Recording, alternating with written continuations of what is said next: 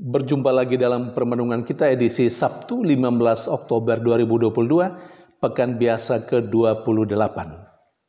Hari ini peringatan Santa Teresia dari Yesus, atau dulu disebut dengan Santa Teresia dari Avila, seorang perawan dan pujangga gereja.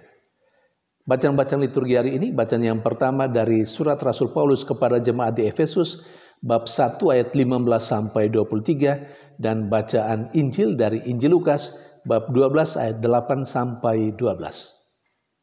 Rasul Paulus dalam bacaan pertama hari ini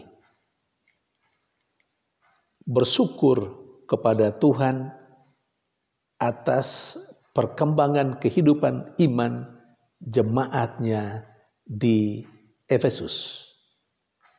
Bahkan rasa syukur yang begitu hebat itu mendorong Rasul Paulus juga mau berdoa kepada Allah Bapa supaya Allah Bapa mengutus roh kebijaksanaan, roh hikmat kepada orang atau jemaatnya di Efesus itu supaya mereka lebih mengenal Allah.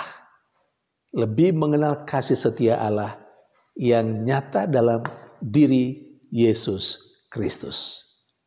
Saudari dan saudara yang terkasih, dari bacaan pertama hari ini, kita mau belajar dari Rasul Paulus. Tapi kita mau tahu hal apa yang istimewa dari Rasul Paulus menurut cerita bacaan pertama hari ini. Sekurang-kurangnya ada dua hal yang menjadi inspirasi bagi kita dari pribadi Paulus. Yang pertama, Rasul Paulus rupanya seorang yang tidak saja memberitakan Injil Tuhan kepada jemaat di Efesus. Tidak hanya itu, tetapi rupanya dia terus mengikuti perkembangan hidup beriman jemaat di Efesus. Jadi dia tidak saja mewartakan kabar gembira kepada mereka, tetapi dia terus mengikuti perkembangan kehidupan iman jemaat di Efesus itu. Maka dia pada akhirnya mendengar dan mengetahui sendiri ternyata jemaat di Efesus bertumbuh sangat baik dalam kehidupan beriman. Itu yang dia syukuri. Dan yang kedua, syukur Rasul Paulus itu tidak pertama-tama karena dirinya, tetapi karena jemaatnya di Efesus. Karena orang lain yang bertumbuh dalam kehidupan beriman. Saudari dan saudara yang terkasih,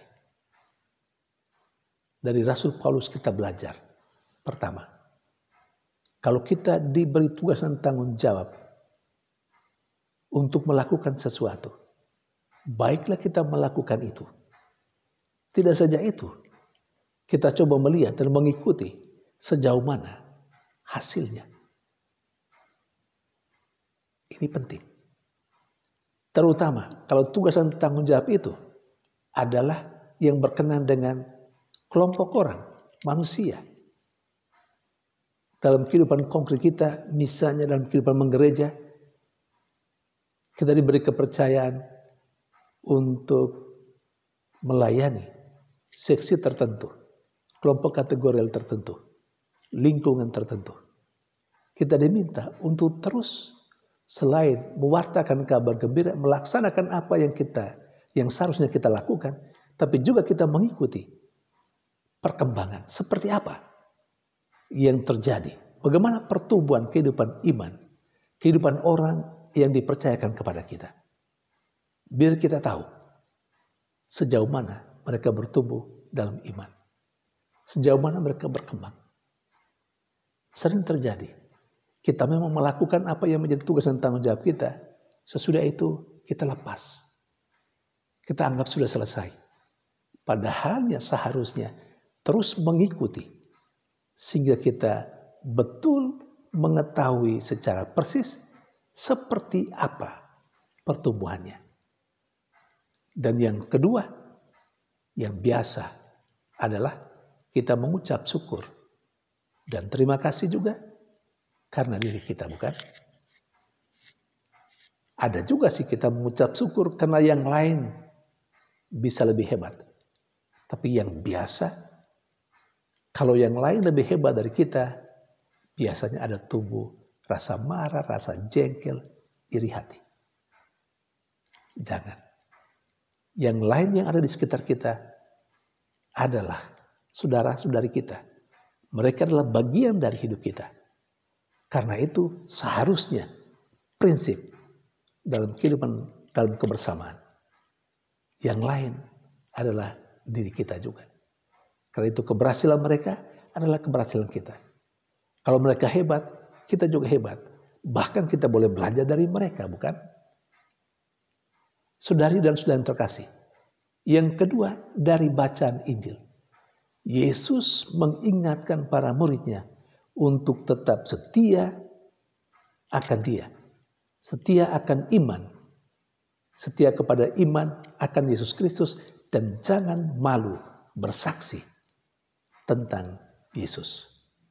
Saudari dan saudara yang terkasih, kita hidup dalam masyarakat yang pluralis. Banyak kelompok, banyak agama. Dan kalau kita membuka mata kita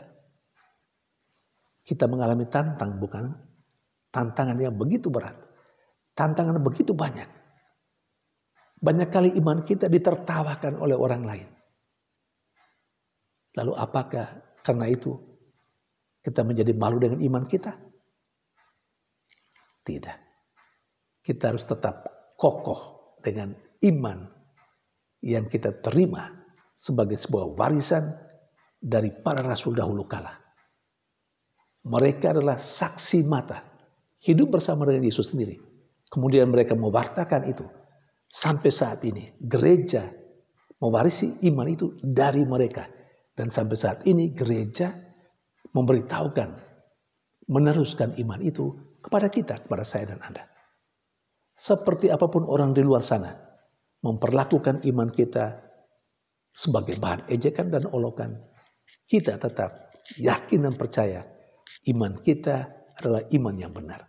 Apa yang diajarkan kepada kita, itulah kebenaran. Tuhan memberkati.